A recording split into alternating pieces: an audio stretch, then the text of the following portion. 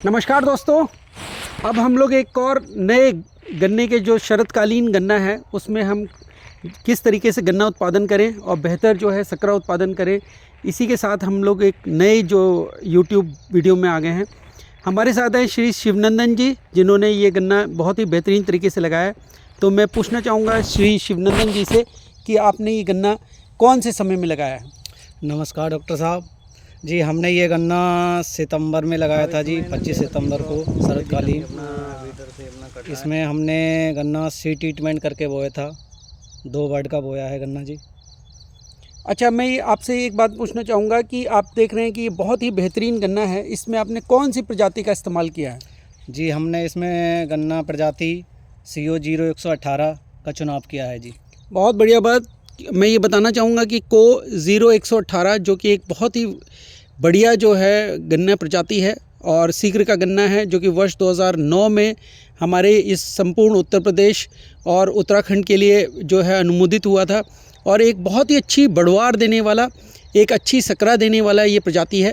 14.35 जो है मार्च में इसमें रस में 16% जो है वो देखा जाता है और बहुत ही अच्छी जो है उत्पादन देने के साथ साथ इसके अंदर कहीं ना कहीं रोगों और जो कीटों के प्रति भी इसमें जो है क्षमता भी बहुत ही बेहतरीन है।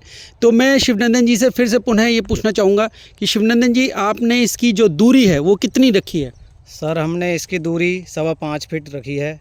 इसमें बीच में हमने सह फसली मटर की खेती ली थी जी। बहुत बढ़िया। इन्होंने जो है एक जो इन्होंने बताया कि मटर की जो सह फसली खेती है वो शरतकाल में करी है, जो कि एक अच्छा जो है आर्थिक लाभ भी हमारे गन्ना किसानों को मिलता है इससे।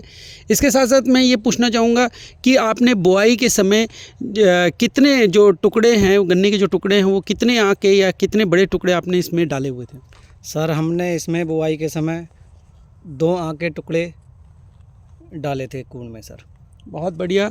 आपने जो है 2 आँख के टुकड़ों का इस्तेमाल किया है और मैं अब ये पूछना चाहूँगा कि आपने ऐसी कौन सी रसायनों का इस्तेमाल किया जिससे कि हम देख रहे हैं कि इसमें कहीं पे भी कोई भी कीट बीमारियों का आपतन नहीं है। तो बुआई करते वक्त आपने ऐसे कौन से रसायन थे जिनका इस्तेमाल इसमें किया था। सर, हमने बुआई में सर इसमें सीड ट्रीटमेंट में sir imidacloprid plus hexastop thiophanate methyl seed treatment में उपयोग करा था। उसके बाद में हमने इसमें ड्रेंचिंग में लिसिंटा आती है सर बायर कंपनी की, उसका उपयोग करा था सर। बहुत बढ़िया। आपने बुआई के वक्त में, जैसे कि आपने कहा कि मैंने अक्टूबर में ये गन्ना बोया था, अक्टूबर में आपने ये दवाइयों का इस्तेमाल गन्ना की बुआई करते वक्त इस्तेमाल किया। अब मेरा ये आपसे अनुरोध रहेगा कि आपने जिस तरीके से ये गन्ने की ढकाई करी है, बुआई करी है और इतना बेहतर जो है ये जमाव हुआ है, क्या आपने जमाव के लिए कोई ऐसा जो ग्रोथ प्रमोटर है या कोई ऐसी दवाइयाँ हैं जिससे कि ये बेहतरीन जो है किल्ले, क्योंकि हमारे किसान भाइयों की शिकायत रहती है को 118 में कि टिलरिंग नहीं होती, लेकिन मैं यहाँ देख रहा हूँ कि यहाँ किल्ले बहुत ही भरपूर मात्रा में आप देख रहे हैं कि किल्ले जो है वो हो रहे हैं। तो ऐसी कोई दवाई या ऐसा कोई रसायन जिसका आपने इस्तेमाल किया, जिससे कि मैं देख रहा हूँ कि बहुत ही बेहतरीन जो है इसमें किल्ले के जो है बढ़वार और किल्ले देखे जा रहे हैं। सर, इसमें हमने ट्रिलिंग के लिए कोई भी दवाई का इस्तेमाल नहीं करा है, बस थोड़ा सा मिट्टी हल्की रखी जिससे हमारी ट्रिलिंग काफ़ी अच्छी हुई है। बहुत अच्छी बात बताई आपने कि किसी भी रसायन की आवश्यकता नहीं है, अपितु आपको एक बेहतर जो शस्य क्रियाएं अगर हमारे किसान करें तो हम देखते हैं कि ये 118 जो है वो एक बहुत ही अच्छा जो है वो किल्ले देने वाली और मिल योग गन्ने के साथ साथ एक अच्छी उपज देने वाली 800 से 1000 कुंटल प्रति हेक्टेयर की उपज देने वाली ये प्रजाति आपको एक अच्छा लाभ, आर्थिक लाभ हमारे गन्ना किसानों को दे। तो मैं सबसे पहले, अब चूँकि ये फसल जो आपकी 6 महीने की हो गई है और गन्ना भी मैं देख रहा हूँ कि बहुत अच्छा भरपूर बड़ा हो गया है, क्या इसमें किसी तरीके की चोटी बेधक के लिए आपने किसी दवाइयों का या रसायनों का इस्तेमाल किया। सर, अभी हमने अब इसकी ड्रेंचिंग कराई है सर कोराजिन की। बहुत बढ़िया बात है। आपने कोराजन की जो है ड्रेंचिंग की कितनी मात्रा रखी थी और किस तरीके से, मेरे गन्ना किसानों को बताएं किस तरीके से आपने ड्रेंचिंग करी और संपूर्ण तरीके विधियां बताएं जिससे कि मेरे किसान जो है उसको बेहतर तरीके से इसका उत्पादन ले। सर, हमने इसमें कोराजिन की 150 ml मात्रा प्रति एकड़ के हिसाब से 400 लीटर पानी में मिलाकर ड्रेंचिंग करी है सर। ड्रेंचिंग का अर्थात मतलब कि पानी को जड़ों के पास बहुत ही अच्छी मात्रा में जो है पहुँचे और उसका जो ट्रांसलोकेशन है पानी के साथ दवाई का वो बेहतरीन होता है और हमारा गन्ना कहीं ना कहीं चोटी बेधक से इस दवाई के कारण जो है वो बच पाता है और अच्छा उत्पादन हमें प्राप्त होता है। तो मैं अब आपसे शिवनंदन जी पुनः ये पूछना चाहूँगा कि आप, हमारे किसान डर भी जाते हैं कि आपने बड़ी दूरी पे इसको लगाया, किस तरीके से आपने ये जो इसके बीच में आपने जो खरपतवारों हैं उनको आपने कैसे काबू में कर रखा है, थोड़ा संक्षेप में ज़रा हमारे गन्ना किसानों को बताएं। सर मैं ये बताना चाहूँगा कि डरने की कोई बात नहीं है।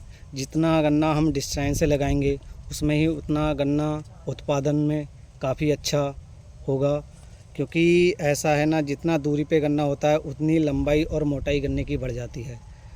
उसमें ये सुविधा रहती है, हमारे पास में छोटा ट्रैक्टर है, हम उससे इसमें निराई गुड़ाई भी कर सकते हैं आसानी आपने से। पावर वीडर चलवाया है हाँ इसमें, और पावर वीडर आपने 2 बार जो है मेरे को लग रहा है कि आपने चलवा दिया है, जिससे कि जितने भी खरपतवार है, मेरे को दिख रहा है कि किसी भी तरीके के खरपतवार आपको नहीं दिखाई दे रहे हैं इसमें। तो इसके साथ साथ अगर हम आगे कहते हैं तो आप कितनी बंधाई इस गन्ने में अगर आपको लगे कि इसको हमें बांधना पड़ेगा जिससे कि एक अच्छा उत्पादन हमें प्राप्त हो? सर इसमें कम से कम 3 बंधाई होंगी सर। पहली वही हम इसे जून में जाके बंधवाएंगे, उसके बाद में फिर सितंबर में, फिर अगर बंधाई अगर नहीं गिरता है तो उसके बाद में एक नवंबर दिसंबर में जाके एक बंधाई और कराएं। तो ये बंधाई जो कि बहुत ही महत्वपूर्ण सस्य क्रिया है, हमें पता है कि, और गन्ना भी बढ़वार अच्छी लेता है।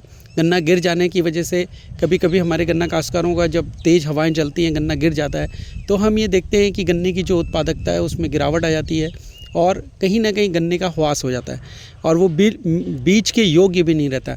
तो ये आपने बहुत ही अच्छी जानकारी हमारे गन्ना किसानों को दी।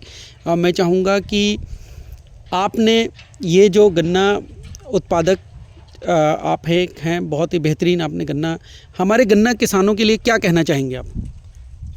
मैं ये कहना चाहूँगा सभी किसानों के लिए कि गन्ना कम से कम 5 फीट की दूरी पे अवश्य लगाएं जी, जिससे हम अधिक से अधिक उत्पादन ले सकें। धन्यवाद आपका शिवनंदन जी, और आशा है मेरे सभी जो देखने वाले हैं, चाहने वाले मेरे, आप सभी का धन्यवाद। आपने मेरा ये YouTube चैनल देखा, इस वीडियो को देखा। इसी के साथ साथ नमस्कार दोस्तों।